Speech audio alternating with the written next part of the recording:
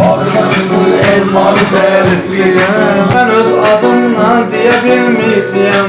Başkasını sen canı tərifleyek. Başkasını sen Canı tərifləyək. Allah ölenlere rahmet eylesin.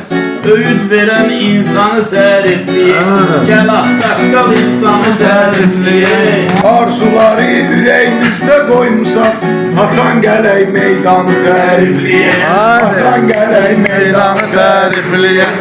Al günüdür elmanı tərifləyək.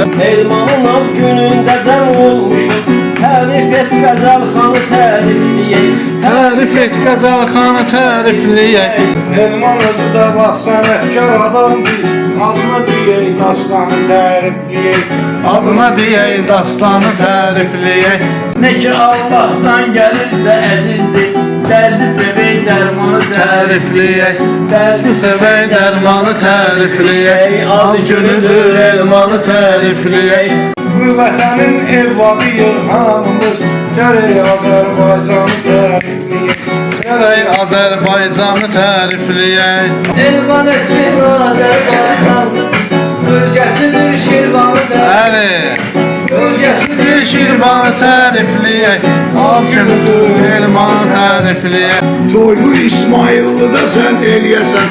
Gərək sizin ünvanı Tərifləyək. Gərək sizin ünvanı tərifləyək. ad günüdür elmanı tərifləyək. Her bay kurban da Allah'a. Gel Halik-i Sübhanı tərifləyək. Gel Xaliqi Sübhanı tərifləyək. Amad günündə elmanı Tərifləyək. Ad günündə tek ad günü elmanı tərifləyək.